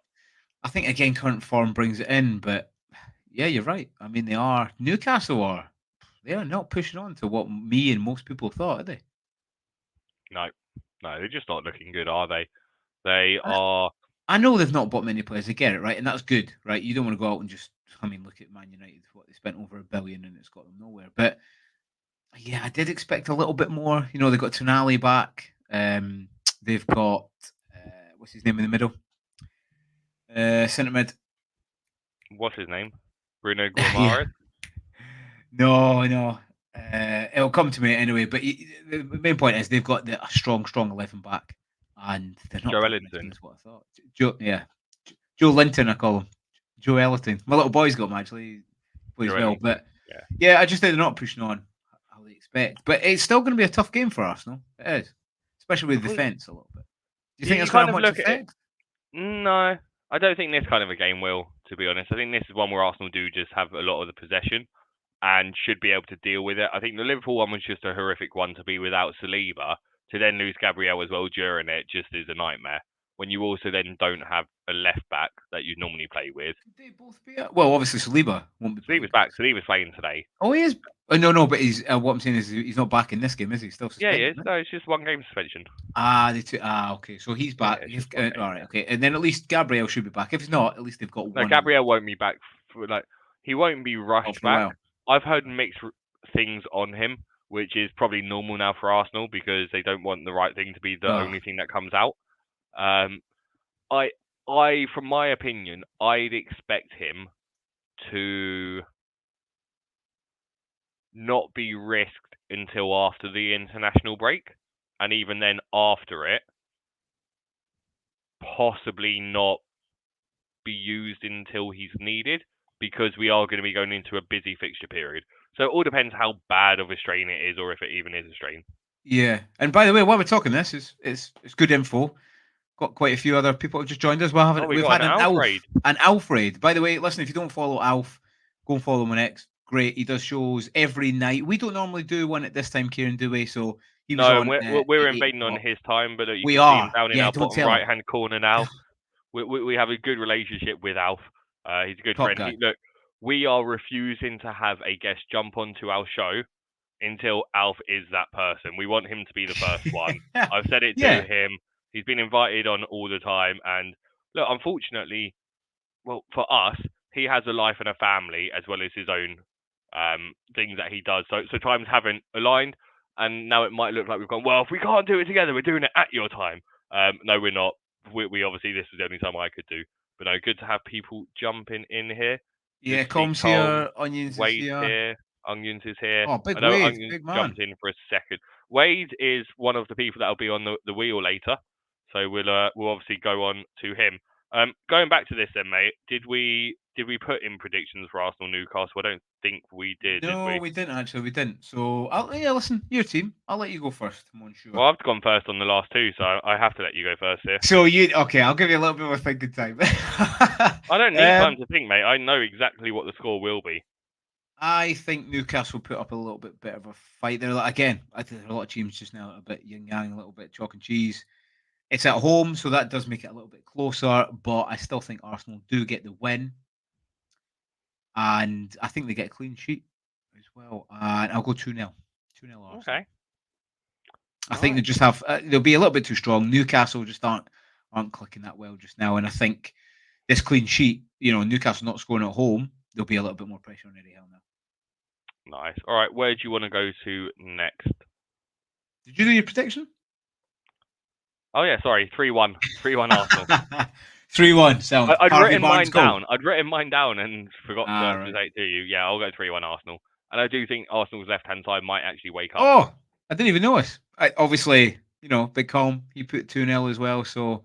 Oh, so you copied Coleman's answer. Cool, yeah. I no did. Colm, problem. thank you very much. I was stuck, and he's usually right predictions. So I went with him. But yeah, so what's the next one? Well, it's up to you. You could pick any of them, really. We've done everything down to where it says Brighton, so you could pick anything. I here. would like. Is there any numbers that jump out here that we kind of then want to look a little bit deeper? I would like to jump. We were talking about Man United from the left. I'd love to talk about the Man United Chelsea game because there's a lot of dynamics in the background that they don't have a manager. Well, they get a little bit of manager bounce with Ruud. Who knows? But Chelsea, they're still brilliant coming forward. Cole Palmer, by the way, we say it every week, mate, but he's unbelievable. He's actually unbelievable. What a pass. There's a guy that I work with, actually, and I'll have to take a picture next few days. He looks just like him. So I have to see how many people fall for, met Cole Palmer today. But yeah, I'd like to. I mean, that's quite an interesting matchup. Before you would think Chelsea, 100%, maybe not 100%, but more than 70. What's your thoughts now? Fucking hell. Is that changed with the manager gone, or the stats that we can see here? What are you thinking? Um, Sorry, I was just trying to make it so that Chelsea said Chelsea like it does on my prediction or on my page right now instead of Chelsea EA. For how the names appear in there. I I think it'll be an exciting game. I think both teams get a couple of goals in this. Man United have been underperforming, but is that because Ten Hag's, I don't know, they Terrible, maybe lost terrible. them because they've then they're playing Leicester in a cup game. So again, I don't care about the League Cup, but they are scoring goals, so What is that this? does give confidence. So the score is that? It was 4-2 when I last looked, with Jesus, Casemiro scoring 2 and with almost free scoring a scoring hat trick. Casemiro. Yeah, he Oh, almost had a hat trick. 5-2 now. 5-2. I mean that's the thing. Like Bruno with I a brace, Casemiro with a brace, and Garnacho with a goal. here we go. Analytics FC is back, baby. But I've it's seen not a just lot of that. So people look, move to him. I've seen a lot of people go there. I like it. I like it not because he's right now. Look, two players that I will be monitoring at Man United and probably move to relatively soonish, particularly when Amorim is in, is Mazraoui, because I like Mazraoui him. should be the right back. And here's the thing: the reason why when you said when he plays with a back five, and I mean he doesn't play with that, the way he sets up is he has his back three, his three centre backs, who are incredibly mobile, who are fantastic passers. Yeah. So you look at the Man U defence and you go, well, that's ruling out a couple of their centre backs there, right? But they actually do have the talent there in Martinez, De Ligt, and Euro when he's fit. But what he then wants is his wing backs to be on the same line as the midfielders. So it's more like a 3-4-3. It's even different to that, but from building up from play from the back, the fullbacks are never in screenshot. The defensive midfielders drop down deeper than the wing backs are. So the wing backs focus more on attack than they do defense. So someone like Mazraoui would be quality on the right. On the left hand side, I was watching a video from James Alcott, and he's actually gone maybe Garnacho could end up there, which might put people off Garnacho, but he'd still be playing as a left winger, even though he's a back five. He's not. He's in a back. Well, he's in a midfield four. The ones that I would be looking at though, like I said, Mazraoui, but Bruno will be playing as one of the two tens right up front with the striker, and that would be exciting because Bruno has the ability. We know that. He's not been hitting the ball correctly. And he is probably starting to find his way back in, and maybe that's because he's going to enjoy playing football again with a And I Portuguese just manager. think Ten Hag did stunt them. Listen, I think they've got better players there than what they've been playing. And I think Ten Hag, the way he plays and the instructions he gives the players, I think we will see over the next 3 or 4 games before Amarin. I think I just seen someone said that game week 12, Amarin's looking to come in because, like you said, it'll take a few weeks. I think even in that time, they'll get the lift from Rude. And like you're saying, they're not bad players overnight. I think he was stunting them so much. And yeah, people already moved on. Bruno Garnacho, I love that shot anyway because he's been playing well in a team that's not been playing well. And yeah, I'm actually quite bullish on him, which is good because you know what I'm like, and I'm not a big fan of United. Everyone who listens to the pod knows me. I'm not anti-United, but just they're a bit of a joke club. But even me can take that hat off and think, do you know what? It's maybe a really, really good time where we can get them in. Like you're saying, you said Mazraoui, I actually like him, like watching him, he's a good player. And even I'm going to the depths here of Dallo. Do you think he could become an No, option no, fairly? No, just no. no. Well, no. The reason why I'm saying no is because Mazraoui is better on the right than Dallo is, Yeah, granted. and Against the Dallo weaker sides can't. I'm playing. You know, Yeah, against the Liverpools, the but Ipswiches. but you're going to be playing the same teams week in week out, and in Amorim side, like those plays will be the same in my opinion. So Yeah. I think a Mazraoui gets that role on the right, and maybe a Adello starts off playing it as the left wing back stroke winger, but he's right footed. And that just isn't going to work because the whole job that they do in an Amorim system is they are the ones who keep the width and allow everyone else to find the spaces in the half space. If they lose that width, if Dallo Yeah. cuts in, the whole system falls apart because there is no more width Funny. there. It's funny. Can you just quickly go back to that big table of stats? And you were talking there. Man United is the number one ranked team for Shots attacks on down the the. any shots that aren't down the middle. Yeah, but particularly they're number one ranked on their left, aren't they? Yep. And again, just to enhance that, looking at the team, set up tonight, Casemiro's he's defensive mid, but you can see he's slightly on the left. He scored 2 goals tonight. Fernandez in the 10, he scored 2. All right, that's down the middle. But then on the left, who's linked all together, who's got a goal and assist tonight, is Garnacho as well. So, even just in the EFL Cup, this data here, it does have some resonance and some quality about it. It's definitely one to consider to game week 10. Exactly, and I think that's the key thing with United. Just keep an eye on them just as a team, right? Let's monitor and see what happens as things continue. What about other to progress. defenders? I've seen a few people talk about Delict. Think about bringing him in. Nah. My little boy's brought Martinez in, by the way. Ignore that this says Palace v Tottenham at the top. It is Man United Chelsea, as you can see. It confused me for a while. Look, Martinez has incredible passing range, and again, like Mazraoui is the only defender I'd go with. He's the only defender I'd. Yeah, but again, this isn't Amorim, is it? This is Ruud van Nistelrooy, who won't be at Man United. Well changed. So, that's the key thing. Like for me, De Ligt makes sense. Mazraoui makes sense. Martinez has the passing range. Martinez is the one that's got the guaranteed minutes already. The other two, when they get the minutes, I think are going to have more upside. But I wouldn't rush into Man United ones. For this game, though, I think I'm going with another 2-2, to be honest with you, mate, for Man United Chelsea. What about you? Yeah, it's a tough one. United are at home, so they'll be a bit bullish. Do I dare go for a win? It's a difficult one. A draw, I think I do go for a draw. And do you know what I go for? This calls for this. I think this. Oh, can I do that? I was thinking about 0-0, but that's insane because both of them can't defend at all. I go. It's difficult. I need you to fill here, man. I'm thinking. Let's go for off the top of my head. Bam, 2-1 Chelsea.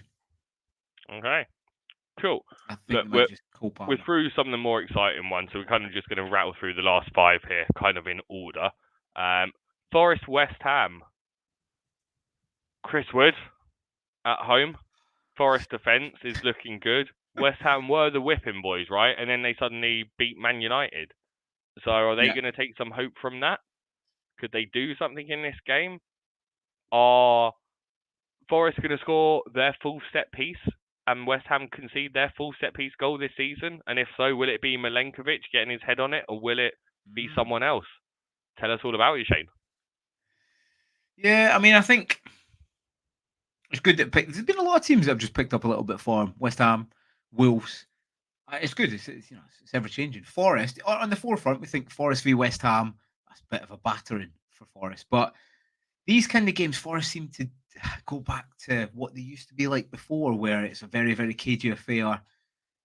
And they actually end up losing. I think this suits West Ham fairly well, actually.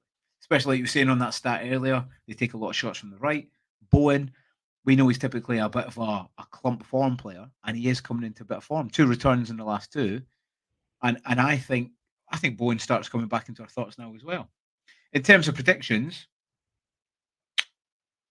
I'm pretty bullish on a West Ham win here.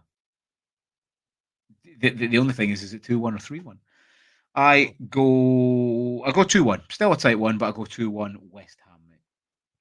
What do you think? Do you think Forest are going to continue their ascendancy up the table, or do you think West Ham start getting a little bit more form? I think it's another Forest one, to be honest. Yeah? Yeah. I think it's just the run. Yeah, they've been. Yeah. So were you 2-1 West Ham there? Sorry, I lost the page on the side. 2-1. Yeah, I was 2-1, mate. I'm going to go with a 1-0 to Forest on this, I think. Talking to 2-1, Palace have beaten Villa 2-1. But anyway, 2-1 Forest. Yeah, it'll be a cage affair, won't it? It'll still be a cage affair. Well, I went 1-0. 1-0 Forest. Yeah, I can see that. Who do you think will score that? I think set piece goal. I don't know. Once I saw that, I was thinking a small number. 3 and 3 are tiny numbers, but it is 20% of the goals West Ham have conceded, and it is 25% of the goals Forest have scored. So I think the way West Ham overlap there. The way they're set up, the way they'll be set up for this, like Onions has put up there, Bowen, I think this will be set up for him. They'll soak up a bit of pressure against Forest, especially away from home, and hit him on the break. And yeah, he'll start coming into our thinking. Nice. By the way, can I just Okay. say, I've just noticed, didn't even know Tottenham are playing City tonight. Tottenham are beating Man City 2-1, which is pretty crazy, baby. It's only half time, so they've got a little bit more The time. scary thing about that though is Pep said he wouldn't play his first team, right? So the word Yes. for warning for anyone who believes Look at that that lineup. is that he started with Phil Foden, he started with Rico Lewis. He's playing Foden's a false nine. Yep. I've just looked. Yeah. And losing, surprisingly. Yeah. And this is, mate, this is what I'm talking about the weekend. I know he's trying to save some people, but he's getting too big for his own little Yeah, but he boots doesn't here. know. But mate, I don't care about. I start caring about the League Cup, and even then I don't care about it, but I start paying attention to it as a fan Yeah. in the semi-finals. No, I, I get that. I'm the same. I just mean so like, in I don't think general. Pep cares about it, and I don't. I think he will play some of the players from this. Quite clearly, they will be playing, right? But Like, he said he's not bothered. Doesn't want to prioritize it, and I get that. yeah, It's just, there's not prioritising it, but like, he'll definitely be playing a couple of those defenders. He can't rest all of Ake, Diaz, Stones, and Lewis in the next game. So yeah, but then yeah. that's. I just think again, you don't want to play the full string side, but they're not even clicking in the first 11. So he's completely right. There's not like 40-50% of that But they're team that won't winning. play the They're weekend. still winning. That's No, the they're not. thing. They're getting beat. Getting beat. What, City? Yeah, No, but they 2-1 don't want. Tottenham. Yeah, but they don't want to win this game. Losing more games in this competition, I would rather, again, as an Arsenal fan, I'd rather we just get knocked out of this cup I know, because I winning get this that, but trophy doesn't mean anything to I bigger know, stuff. but yeah, if that's the case, play the kids, play the full kids. Then, do Well, you know we what I did. mean? We did. Yeah, I know you did. I just think it's not. He's It doesn't given a bode chance well to for some you. of the kids, and we've given a chance to some because you've got to blend it in, right? You can't send the kids out against a team like Spurs to get absolutely annihilated and bullied off the ball. You need a blend.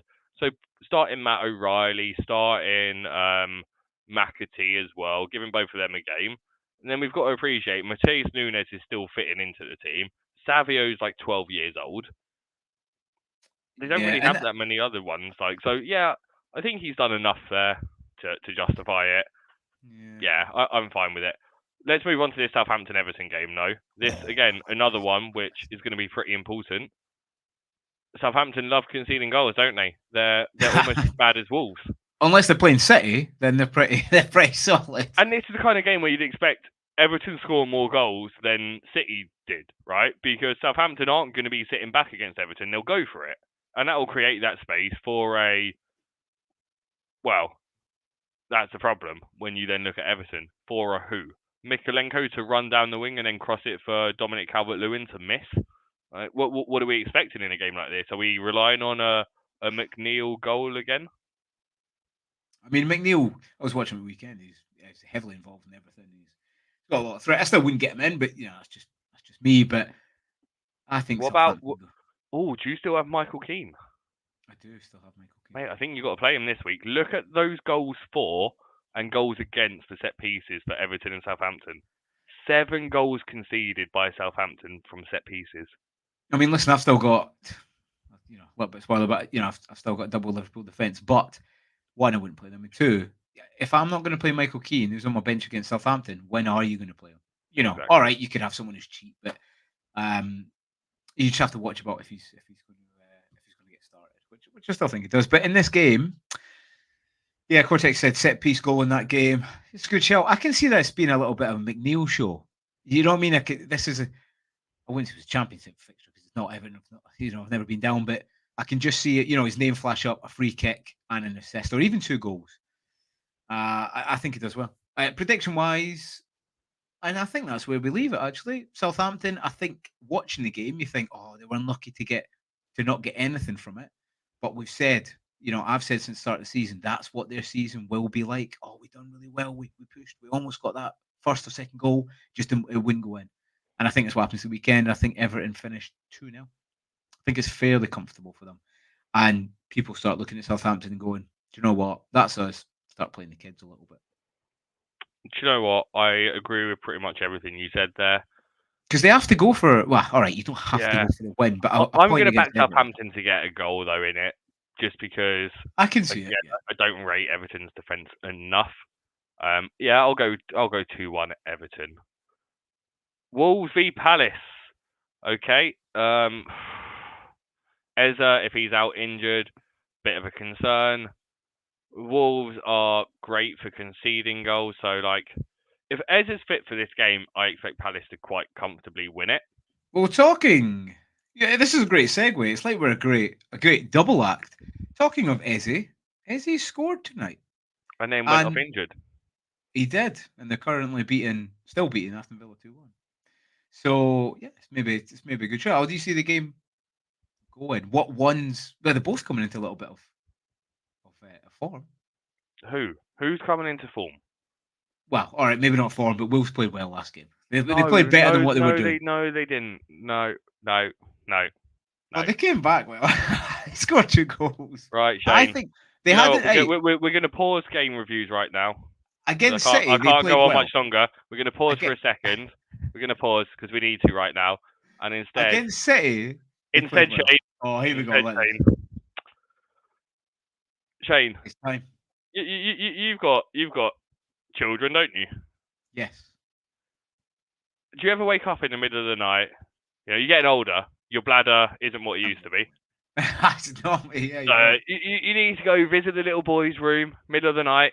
You don't want to turn any lights on because that'll wake yourself up, right? You don't want to wake yourself up. That's the rule when you go for a pee in the middle of the night. Don't wake yourself up. You walk in darkness so that you don't wake up properly. But your kids, they've left some Lego out and you step straight on that. Oh, yeah. We're in the discomfort zone. And look, today, it's a rant because I'm sick of this. I'm sick of it. We need to talk about Wolves. We need to. They're not unlucky. They've had one win in 20 Premier League games. 7 points from 60. 25 goals conceded in 9 games. They are below Leicester and Southampton for possession. They are bottom 4 for crosses per game. Bottom 5 for passes per game. Bottom 4 for shots per game. 3rd for fouls per game. 0 clean sheets. 2 penalties. It's not form. It's not luck. You can't draw 2 games against Forest. You can't be losing to Bournemouth. You can't be drawing to Burnley. You can't be letting 5 into Brentford. You can't be win this season 9 games in and only 1 win in the 11 games beforehand and start saying that it's unlucky. Wolves are a good team. They deserve a better manager. And until he goes, people bringing in Wolves attackers, you'll get a goal because Wolves will concede 2 every single game. But you're not getting bonus points. You're not getting a win. And you're very rarely, looking at these scores, going to score more than a goal in any game. So that is my rant about Wolves. You can jump back in now, Shane, and we can go back to analysing that game. I thought you'd let it take the stage, mate. I thought you'd let it take the stage. I just can't look. It's good that you highlighted that. I didn't know that from that day, and I get it. You know, there is weight behind that. And look, we'll put it back up on there so you can kind of look at it as we're saying it. Just so I can go back to that page for you, mate. But I get it. Some people have said that, what games would you have expected them to win here? But over a 20-game period, you'd expect them to get a surprise win, right? Or win a game away to Forest out of the 2 times they face them. Or win at home against West Ham. Or win at home against Bournemouth. Or beat Burnley, who were relegated. Or, yeah, it's... Your only win of the last 20 games shouldn't be against Luton Town. Yeah, in fact, we were looking that up the other day, weren't we? But yeah, I get it. Maybe I just like the Gary O'Neill vibes, mate. I don't think he's that bad a manager, but listen, those stats. Bournemouth disagree, right?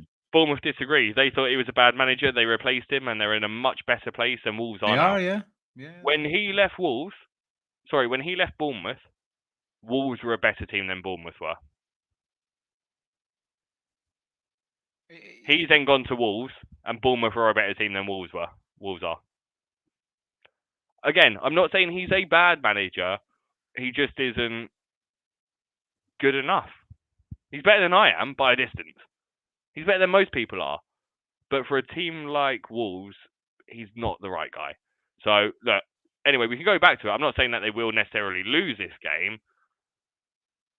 If Ezra was playing, I would say that they're losing this game.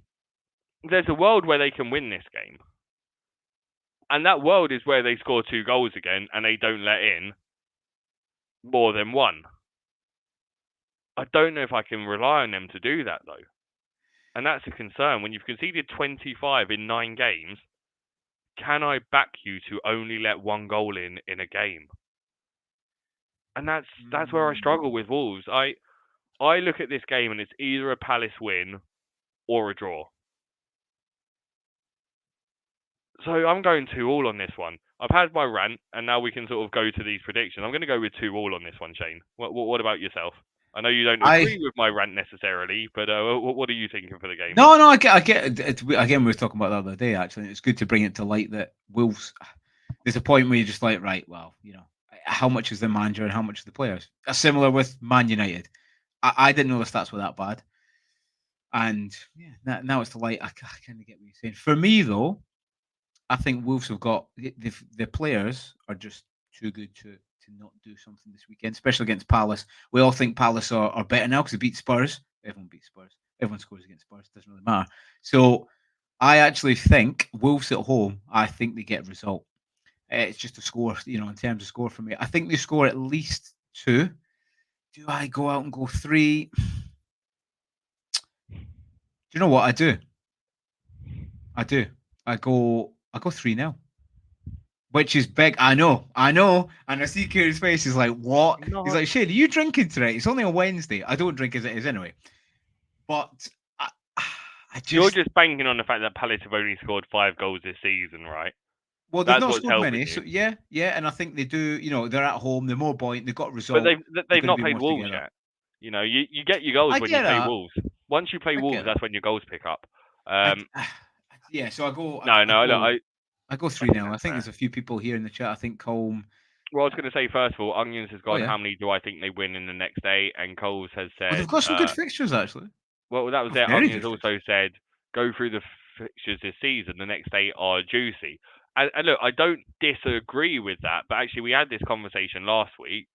And I was told, well, they've got a good fixture against Brighton. Well, they got 1 point. And as I said earlier in the podcast... That's a hard fixture, though. Yeah, exactly. It's a hard one, but people were using that beforehand going, oh, but now they're coming into a good run of fixtures. And Brighton was claimed as part of that good run. I agree, that's not part of the good run. Palace... But they do... Palace people will look back on, right? Let's say Palace finish the season in 7th or 8th. People will look back at that and go, well, that was a hard game. They weren't expected to win. The rhetorics are forming, right? Southampton, there's no excuse if they lose to Southampton. Fulham, away, people will say, oh, that's a hard game going away to Fulham. Bournemouth are definitely better than Wolves, as we know. Are they at home or away, though? They're away, but I don't think that matters. And then Everton away. So I get those fixtures, but like Everton away are tougher than Everton at home. Bournemouth are much better than Wolves are. Fulham at home are better than Wolves are. Southampton they should win, and the Palace game's the only one really. So you're looking at maybe 2 wins out of those 5 for me. I'd be surprised if they pick up more than 6 points over the next 5 games. Yeah, Onion just said you're muted. Can you just give us a wee thumbs up? Hello. Yeah, I think everyone can hear. Just give us a wee thumbs up or a wee X. Just say, Kiss, we're watching. You're working. Watching and working. So we both predicted that one anyway. Anyway, we'll move on to the next one, which is Spurs v Villa. Quite a good game, right? This is quite a good game, actually. Yeah, Colm can hear us. Yeah, we're all good. All good news. Thank you, Colm, mate. Hopefully you can hear again, Onions. And yeah, I think actually just quickly go back. Cortex said about Cunha. We'll come on to the team, but yeah, I'm pretty buoyant on Cunha later on for the team. But yeah, Tottenham Villa. Good game. Which way it's going to go? I don't know. I'm 50-50 on this, mate. Quite like the American politics, mate. I'm 50-50. And again, apologies, I didn't check. I changed the background on one and it's applied it to all of these, unfortunately. So these numbers are hard to see for anyone that does want it on the Tottenham Spurs. I think what we'll start doing, and I think we'll have more time, is I'll try and just upload these slides somehow onto the double pivot Twitter and just post them. Yes, we So will. people This know, way, we'll just figure and out we a way. will. We'll do the score one as well to keep us to account, mate. We need to do No, a we don't running need. We total. don't need to score one. No. We don't need a running total. Don't worry about it. We don't. We don't. Tottenham have scored 7 goals from open play, 7 on the counter, 2 set piece goals.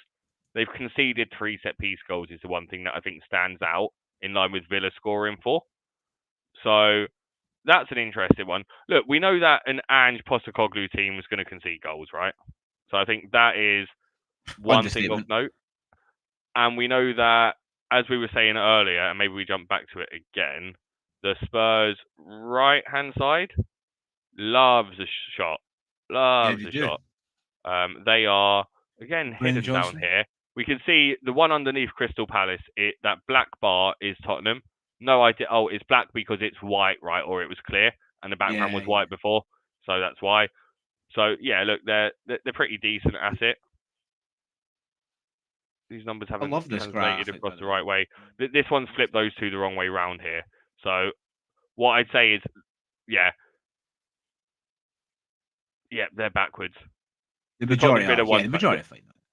the majority are fine. The Tottenham Villa one is actually backwards here because Tottenham do rank around the highest for the shots taken from the left and the right hand side, particularly the right hand side. So as we were saying, they're in the top 5 for all shots taken outside of the centre.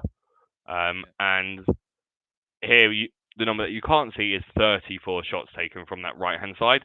Villa concede a lot of shots from the right hand side. So it's a really good matchup for Brennan Johnson. But a really, really, really good matchup for Brennan Johnson in this And game. Aston Villa never keep a clean sheet either. Nope, and that's in I behind don't think they Lucas have all Digne, season. They haven't kept a clean sheet all season, actually. which is surprising, right? Because they used to. They used Very. to. I mean, it doesn't matter because they're winning games as such, but yeah, in Europe, they'll keep clean sheets all day in the Champions League. Belong now at home, bam, they'll batter them 3-0. But in the Prem, conceding all day. But yeah, it makes for hard reading, because again, I'm still a little bit like, who takes this one? Do you have? What's your thoughts on who you think takes it? It's a difficult one. It is. I'm going Villa. I think Spurs just suffer again. I think they Really? celebrate the fact that they beat Man City's reserve team in a cup, and Which then is they it's still 2-1 actually. lose to Villa, who have rested their players for this game. You have. Oh, Villa are getting beat as well, though. Which I mean, it doesn't matter in the cup. But And also, Villa want to prioritise continuing in the Champions League, right? exactly. Yeah. Spurs And need a and they've not trophy, and got I the said it. biggest. I They've said it a not got couple the of pods biggest. back, didn't I? Like Spurs win a trophy this year, whether it's the League Cup or the UEFA Cup, they will win one. They will win one, or Europa League rather, not UEFA Cup. I'm going I back can't in. believe you're saying that as an Arsenal fan, Kieran. No, but I think they just will. I don't think it's a good trophy that they win, but they will win a trophy. See, I just don't. I love the way they play. I love his attacking, but I just think he needs to alter it now and again, or read the situation more. And I just think it hurts them more, especially when I'm they're at going to home. steal Cortex's prediction, but flip it the other way round here. I'm going to go with a 3-2 to Villa. Oh, Cortex, don't help him. Don't give him any ideas. 3-2 Yeah, Villa. you can take Onions. You can take Onions prediction if you want. That's what's Onion got? Desmond. Colm's got 2-1. Oh, so we're predicting a lot of goals. 2-1 by Colm. Desmond by Colm. Sorry, Onions. 3-2. Oh, do I go for a little 1-0? No. I think they've rested players. Tottenham, they're going to push up. I know I don't like doing it, but I'm going to go 2-1. I'm going to go 2-1 with Colm. Hey, me and Colm in simpatico. That's what we are. There we are. What about you? Cortex said if Son's fit, Spurs will win the game. Final game. Final home straight here. We are having a Monday night game this week, and it's going to be Fulham versus Brentford. Oh, As a owner of 2 Brentford attackers, I would like to think they will do well, but Fulham are just one of those teams that they make teams take shots from outside the box. They're another one of those teams that's white, so the things haven't appeared when the background's changed here last minute. So that sucks. Again, apologies for that. Fulham do allow a lot of shots from the left and right though as well. So the numbers that are missing are 25 and 20 from the Fulham's left and right hand side. But Brentford allow a lot of shots from inside their 6-yard box, which is where we know like a Raul Jimenez operates. We can see people like a Wobie having good runs at these people. A Smith Rowe arriving late in there, but Brentford are a strong defensive team, and also they're a very well built set piece team. We spoke about it in our Yes, they preseason are. pods, but the vast majority of set piece coaches came from Brentford. You know, they were one of the first teams to really invest in stats and set piece coaching, etc. And they have scored 3 goals from set pieces, and Fulham have conceded 4 from set pieces. Again, the number that's missing there is 4 goals conceded by Fulham from set pieces, and Fulham haven't scored any. So, is this? And actually, that's the other thing. I can't remember who I was listening to say it. So, apologies to whichever podcast I was listening to. But Brentford's centre backs XG in the last 3 games has been incredible. It's been over 0.5 in each of the games. Now Do that's you know more than what? Dominic Calvert-Lewin's been getting. So like Ethan Pinnock has Do been you know? in it. I was just about to say to you before, and listen, if you're doing the pod, obviously if you listen to the pod back on, replay or Spotify, obviously me and Kieran collaborate a little bit before. We want to keep it organic, so don't collaborate too much of what we got planned. And I was just waiting for a break in you chatting to say, do you know who I've been looking at this weekend? Ethan Pinnock. He scored 2 in the last 2, and the man is a unit. And I think they're one of the players they're one of the teams that Brentford are usually fairly strong defensively. And actually, I think they've only kept 1 or 2 clean sheets. I think it's 1. So that they'll be tightening up soon. And I think this could be the game where they get a set piece return because the stats look really, really good. And they also get a clean sheet. And your main man there being Ethan Pinnock of one of them. Exactly. Well, look, what are you going for in this game then, Shane? I do agree with you on liking their defenders. Well, do you know what I go for? I'm just going to start saying I'm pretty sure they've kept 1 clean sheet all season, which you don't expect out of Brentford, although they have been scoring, like the 4-3. Doesn't matter because you're going ahead. That's at home. Away from home, I think they start tightening up. I think Fulham, yeah, they're at home, but I think, the goals start reducing, and I think Brentford win it 2-0. I've done it. I finally got one of yours right early. I went 2-0 early, and I've gone 3-1 for myself. I want to see what Cool. Colm, because I've copied Colm in the other ones, bar this one, so I want to see. Oh, he's gone Fulham 2-2. Oh, Gone Desmond, another 2-2. Desmond. Another Oh, Desmond, mate. not what he hoped for either, because he's a Fulham fan. So, oh yeah, he is. Yeah. So Cortex, thanks for that, mate. Yeah, I was thinking that. I thought they maybe had 1, but they've had no clean sheet at all, and they're too good at set up a team, like you were saying, defensively or just in general, their shape to go and not having clean sheets. And I think this is the first one, mate. Nice. Well, look, that's the end of the game. So, Shane, do you have a veteran's vision for us this I week? do have a veteran's vision, mate. Give me the stage again. I will Here we give you go. the stage. Oh no, So this one, that's. Oh, whoa, that's whoa, whoa, okay. whoa, whoa! Wait, I'll give Okay, you it's the okay. I'm stage. Give warming me them a up. second. Give me a second. We've lost the stage, and now it's just me. It's gone horrifically wrong. It was meant to. Here we go. Right. So for all those listening on podcast, they can't see my face. You will see that this week, or you'll hear this week, it's quite a straightforward one that I'm going for, really. And it's going for the fact of one man who is very expensive in the game, and his name is Erling Haaland. 15.4 million. And what do we see now? There's a lot of people saying it. There's a lot of people, especially content creators, that are going, oh, you know what? If I take this guy out, I can have so much better midfielder. Or I can have, a striker that that's continually to bang. And that's going to be my little rant. Kieran's had his. I've got mine now. We said this at the start of the season, or at least I said this at the start of the season, and this has been forgotten about into the doldrums of Twitter, and it's just becoming a possibility now. When myself, I know Andy Martin, quite a few other people, James from Planet, we went without for a lot of the time. We only had him for these 2. I think James still hasn't got him. And that's the thing, right? And that's what I want to say, really. Don't forget about the guys that over the first 5-6 game weeks were getting absolutely crucified. And by the way, I love it. If anyone wants to come and give me a banner, I love it. So just remember mainly to play your own way. And for me, Haaland's too expensive. He comes out. And that's Veteran's Vision, mate.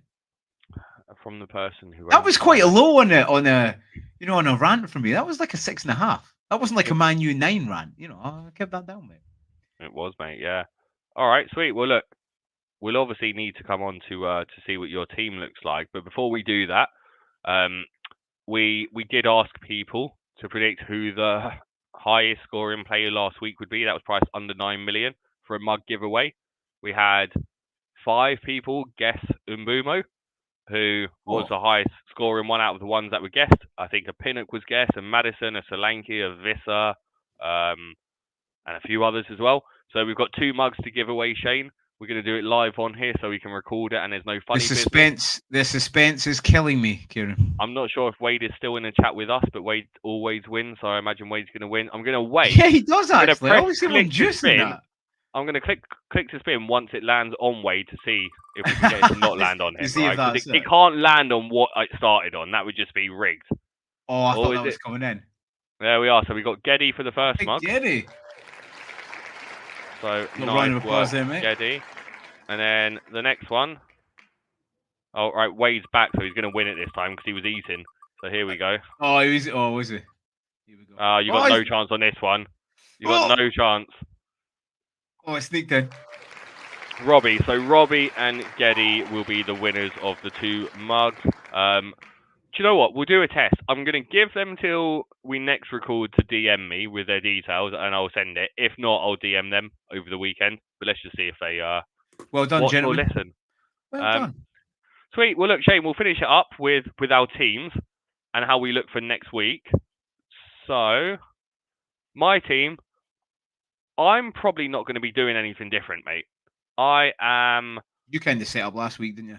Yeah, I took the -8. I'm thinking of benching Lewis, and seeing him start today has actually made me more likely, because I would quite like to have Mikolenko and Aït-Nouri playing, to be honest, over Lewis just for this one. Mitoma drops to the bench so that Delap can start with a nice home fixture against Leicester. McNeil's got a nice fixture, so we've got double up of Everton. Do you know what? It's horrible to look at that. I've got a double up of Everton, double up of Brentford, and a But the Southampton, mate, I think that's and a double up of Ipswich in my team here. Obviously, Greaves is whatever. He's bench fodder at this point. But again, it was set up for these fixtures. There's an argument where maybe I start Fabianski, because if he doesn't play, he won't play. I'm starting him. And I think he does, because that's the first game he's come back. He was a little bit, he had a few mistakes at the start of the season, got dropped. Ariola's been poor. Fabianski, if you've seen the highlights, he rolled back the years and he pulled off some fantastic saves, mate. So, nice. I mean, we could probably ask FPL fella, but I've got no doubts he starts, mate. Nice. All right, well, sweet. Look, I'm not going to be doing anything. I will be rolling, and I actually back Haaland to do well this week. No chance. So you've not had a thought through your head of Haaland out at all? No. Sticking? No. Yeah, no, I'm fine with it for this game. I think these fixtures are the ones that he does better in, because he's not going to be playing a low to mid block. I think he gets more of those spaces. And I think Salah does well in those as well. I think they go toe for toe with each other. But the only way that I get a benefit from selling Haaland... The only way I get benefit from selling Haaland is by taking another hit. And the only player I'd upgrade is Mitoma, but he's got decent fixtures coming up as well. So the plan is just to roll with it for 2 weeks and then do a pretty significant mass flip-flop then, basically. So that's my plan. Yourself, though, Shane, you've been, you're a Haaland owner that's been going on all week on X going, I told you Haaland's bad, but you own Haaland. So, what the heck you don't own Haaland, Shane. Look at the surprise. Look at the surprise. Front, you know what? Front 3 of Cunha, Evan Nilsson and Stewart. If you listen on the pod, that is definitely not my front 3. That is your front 3. Oh, you mean? Oh, I thought you meant playing. Yeah. Well, no, not playing, but your 3 strikers are Cunha, Evan Nilsson, and Stewart. I fancy Evan Nilsson. I'm not playing. What does that cost you? Like £25 for all 3 of them? Exactly. And then look at that midfield. But if anyone, if people are listening back on podcast, yes, Haaland is out my team, and really, I generally don't think Haaland will. So what were the moves? It looks like a lot of moves here, Shane.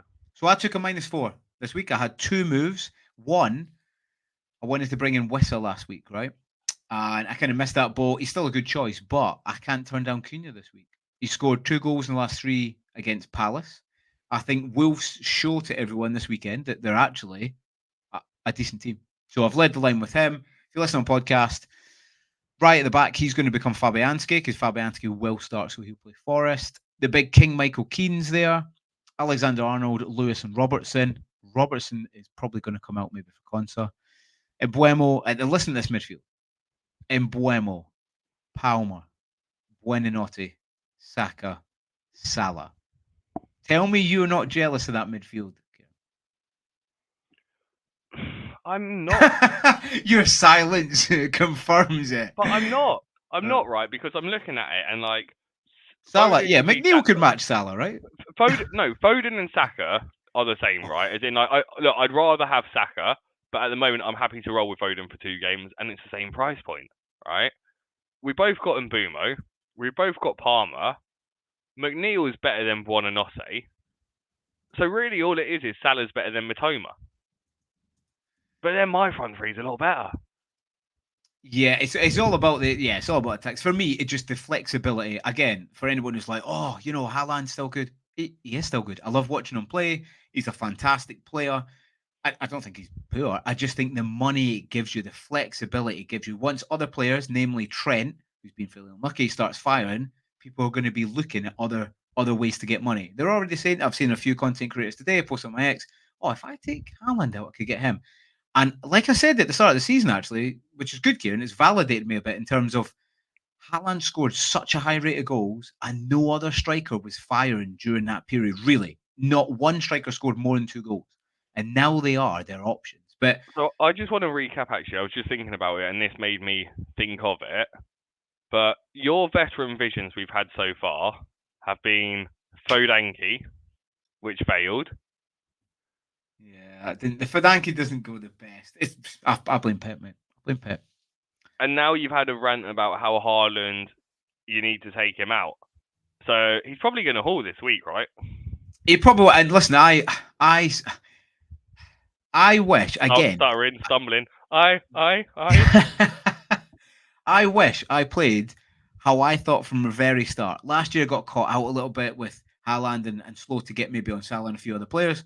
And this season, I said preseason when we were doing a pod as well, I was like, I like Welbeck. Didn't follow through with it. Should have followed through it. And even over that period, when I thought, do you know what, I'll keep no Haaland for Wolves, see how it gets on.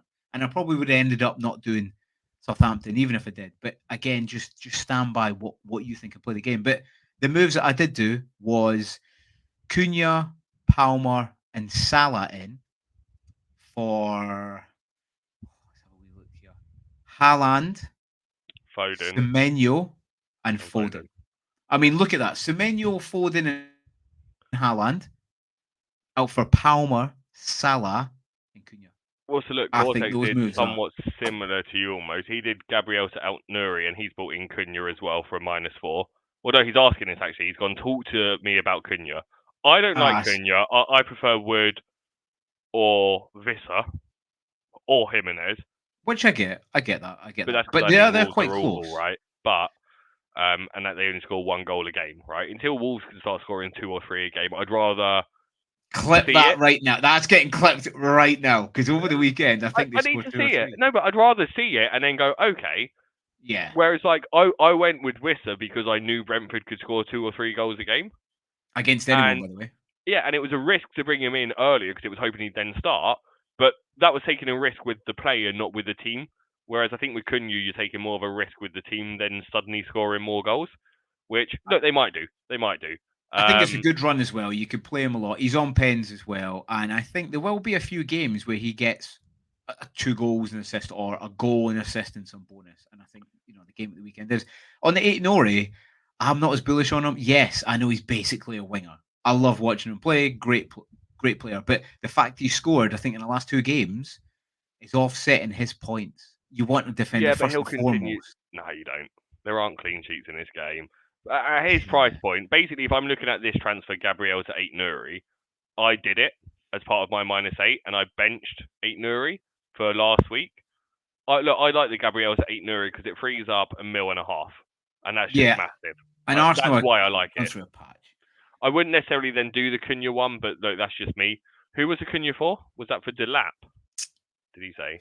Because you've removed it here. Oh, what Yeah, one's this? Delap Calm. to Cunha. No, from Oh, Cortex. sorry. Yeah, Delap to Cunha as well. Look, I like I Delap like for the this week. lap. I like the lap. I'm Yeah, playing I'm playing Delap this week, and I know he didn't play the last week, but I think Delap playing with Sami Szmodic is actually going to be quite a good one. coming to We've a bit got of another fun. question from Colm, and look, fire in any questions, but ideally make them quick because I'm done. to be honest. I, I I love know. you all, but it's bedtime. I So know calm. straight away. I know the answer to this. So Colm, if you're listening again on podcast, Colm says I may go no Haaland in game week 12, which a lot of people do in wildcard. My midfielders will be Salah, Saka, Palmer, and Mbuemo. The other position is still open. I'll tell you right now. I'll tell you right now who it is. Emil Smith Bruno. Rowe. Bruno. A Yeah, it might midfield be. of Salah, Saka, Palmer, and Mbuemo, and Bruno is wow. Yeah, And I I think think, that's what you should get. but I think you might end up covering Manu with Mazraoui and Hoyland together, or Xerxes together potentially. All right, sweet. Well, look, I don't see any other questions in there. Thank you to Al for doing the raid and for pinging over quite a few people into the live chat to join us in here. We were aiming for this to be closer to an hour, and we've gone longer. So, yeah, I think Shane and I were talking about movies and Halloween for about 20 minutes at the start, so that'll be why. So, thank you to anyone who's listened in. And if you don't want to hear about me talking about Halloween and that kind of stuff, then you can skip the first 20 minutes of the pod. Well, it's about Tom 12. I think it's cannot about 12. have Bruno in his team, which I totally understand and respect. But look, we're going to end it there. It was a day earlier, so we should hopefully be able to get some of this clipped and out to you guys to be able to view. And like I said, I'll play around with the spreadsheet, reformat it, and see if I can post it on Twitter or X for people to have a look at. But no, that's my outro, Shane. I'll leave you to do the official wrapping up. The official. Yeah, listen again. If you are listening back on podcast, thanks very much. If you want to leave a review, whatever you think, hopefully 5 stars. Hopefully we're good enough for 5 stars. I like to think we are. Everyone who listens like to think we are. So that'd be great if you could comment and interact. That's what we love doing on the pod. Everyone who joined us tonight, Colm, Wade, Cortex, everyone else, thank you very much. We'll look out for next game week 11 and we'll see you at the weekend. Good luck. Have a good Halloween. Bye-bye.